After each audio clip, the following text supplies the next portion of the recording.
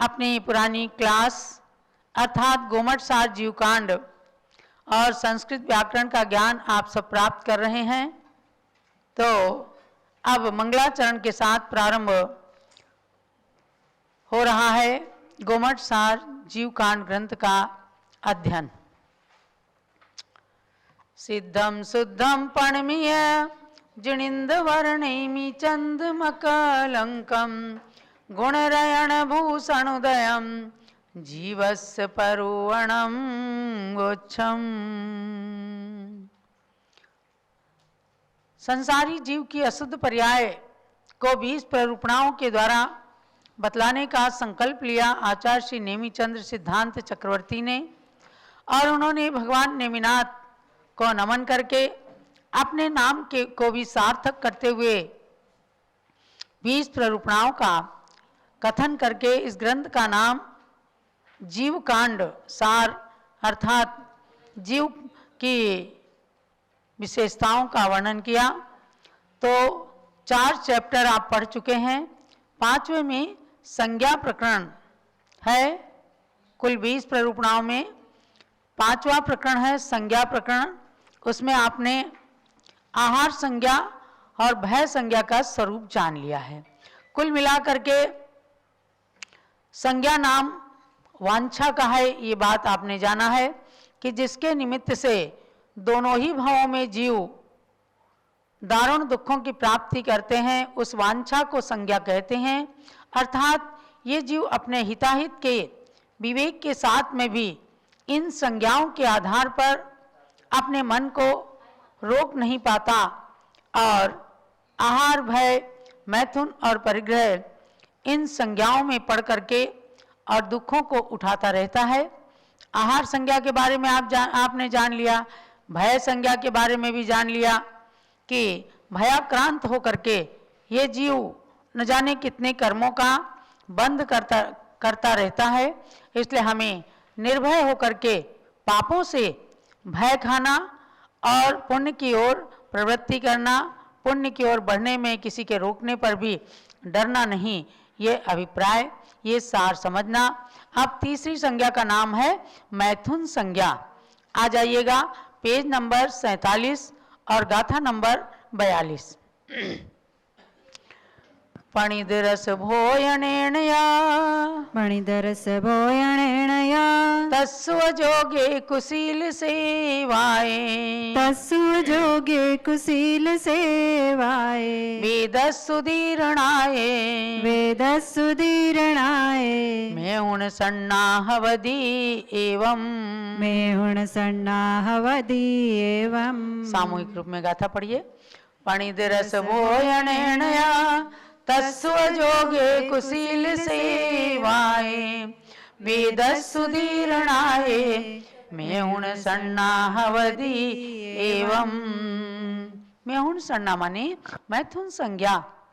प्रणीत रस भोजनेन च तस्योपयोगे कुशील सेवया वेदस्योदीर्णया मैथुन संज्ञा भवति एवं।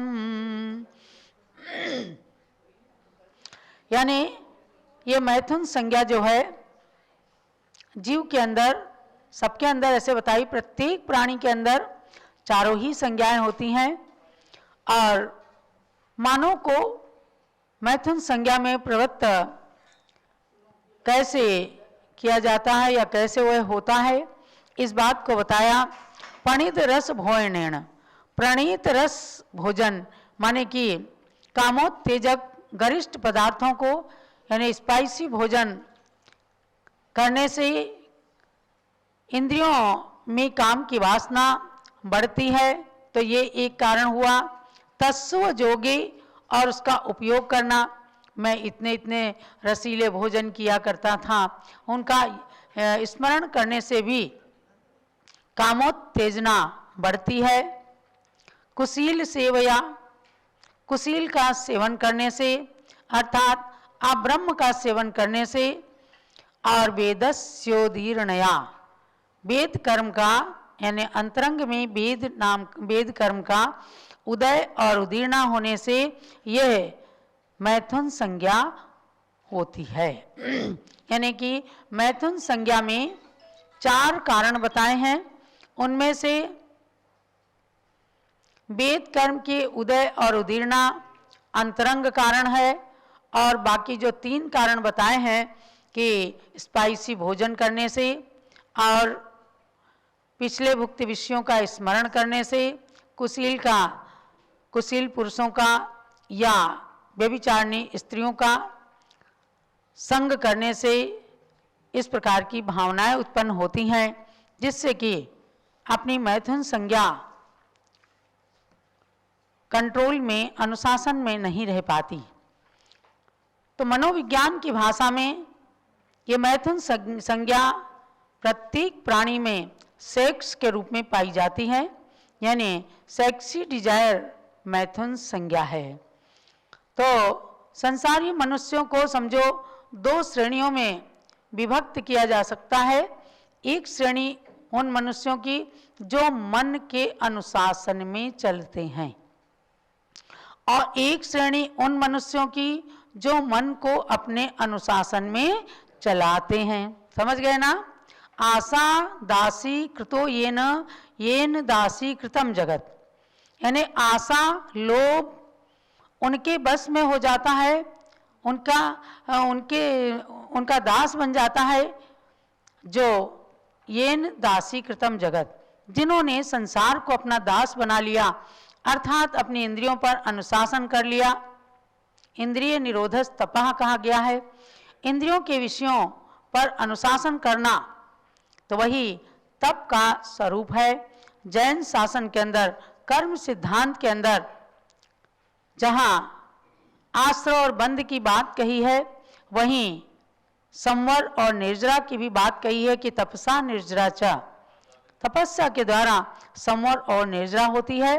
तो तपस्या मतलब केवल धूप में तपस्या करने लग जाना, बैठने लग जाना, या भोजन आदि का त्याग कर देना ही तपस्या नहीं है। इंद्रियों के ऊपर अनुशासन करना, इंद्रियों को अपने वश में करना, ये भी सबसे बड़ा तप होता है। मन को अनुशासित करना सबसे बड़ा तप है। इसलिए देखो, जहां भी लड़ाई झगड़ा होता है तो कहा जाता है अपने को नियंत्रित करो। अपन खुद को अनुशासित करेंगे तो हमें सामने वाला भी अनुशासित नजर आएगा। अगर हम अनुशासन में नहीं है तो हम दूसरे के ऊपर कभी किसी पर कंट्रोल नहीं कर सकते। तो इसके लिए एक चीज अध्ययन में आई कि मस्तिष्क विज्ञान की खोज अगर किसी ने किया तो उसमें कुछ महत्वपूर्ण सूचनाएं प्राप्त हुई। उसके अनुसार मस्तिष्क का जो रेटिकुलर फॉर्मेशन, अर्थात जो तांत्रिक जाल है, मस्तिष्क क्या है? आपके पूरे शरीर का गोदाम है। उस मस्तिष्क का जो रेटिकुलर फॉर्मेशन है वह न्यूरॉन्स से बनता है, जो न्यूरॉन्स से बनता है, और जहाँ पर भय, क्रोध, लोभ, मैथुन आदि भाव जन्म लेते हैं तो वह रेटिकुलर फॉर्मेशन उन भावों को उत्पन्न भी करता है और उस पर नियंत्रण भी करता है। यानी कि वहाँ पर भाव पैदा भी होते हैं और नियंत्रित भी होते हैं। यदि भाव उत्पन्न हो और साथ में नियंत्रण की क्षमता ना हो तो मनुष्य इतने आवेग में आ जाएगा कि उसका शारीरिक संतुलन बिगड़ जाएगा। नियंत्रण नहीं होने से पूरी शरीर की व्यवस्था लड़खड़ा जाएगी। यानी वो जो भी चाहेगा वो पागलों की तरह से करने लगेगा। तो ऐसे में इसी मस्तिष्क के अंदर अपनी भावनाओं को उत्तेजित करना भी हमारा ही काम है, भावनाओं को नियंत्रित करना भी हमारा अपना ही काम है। यानी यदि संसार के आधुनिक वातावरण को देख करके मन विकृत होता है तो उसे बार बार संबोधित करके मन को नियंत्रित करके अपने आप में लाना आत्मिक स्थिरता होती है। तो इस रेटिकुलर फॉर्मेशन की क्रिया को कर्मवाद की भाषा में औदैहिक भाव और छायोपशमिक व्यक्तित्व कहा है। ये दोनों चीजें साथ साथ चलती हैं। कर्मों का उदय आता है, उसके निमित्त से जो परिणाम होते हैं वे औदैहिक हैं। उदय से होने वाले भाव औदैहिक कहलाते हैं। क्षय और उपशम से होने वाले भाव क्षयोपशमिक कहलाते हैं। तो दोनों चीजें ये साथ साथ चलती हैं। समझो आज मनुष्य गति नाम कर्म का अपना उदय चल रहा है, तो औदयिक भाव भी साथ में है और क्षयोपशमिक भाव के द्वारा हम मिथ्यात्व से सम्यक्त की ओर बढ़ते हैं, पापों का निरोध करके पुण्य की ओर आते हैं। ये क्षयोपशमिक भाव को जानना चाहिए। औदयिक भावों से व्यक्ति के अंदर क्रोध, लोभ, भय, मैथुन आदि के परिणाम उत्पन्न होते हैं, क्योंकि औदयिक भाव का कार्य है उदय में आकर के भावों को उत्पन्न करना, और क्षयोपशमिक भाव उन पर नियंत्रण करते हैं, ब्रेक लगाते हैं। तब चेतना में निर्मलता आती है और भाव उत्पन्न होना और नियंत्रित होना, ये दोनों ही अवस्थाएं साथ साथ चलती हैं, क्योंकि आप संसार के अशुद्ध जीव की बात को पढ़ रहे हैं। जहां पर कर्म पूरी तरह से क्षय हो गए, जो भगवान बन गए, उनकी आत्मा शुद्ध हो गई, पूर्ण निर्मल हो गई, तो वहां किसी प्रकार की कोई विकृति होती ही नहीं है। इसलिए जो विज्ञान को, कर्म सिद्धांत को एक साथ मिलाने से आपको शरीर की पूरी प्रक्रिया पता चल सकती है और उसके साथ साथ आत्मा को शुद्ध करने की प्रक्रिया भी पता चलती है। इसलिए जैसे साधुओं को कहा गया कि आप राजाओं के घर का स्पाइसी भोजन ना करें, राजभोग ना कहें। उसका कारण क्या है कि भावनाएं परिवर्तित होंगी और फिर जिस ब्रह्म स्वरूप आत्मा में लीन होने के लिए आपने ब्रह्मचर्य व्रत को धारण किया है, उसमें कदाचित दोष आने की संभावना रहती है।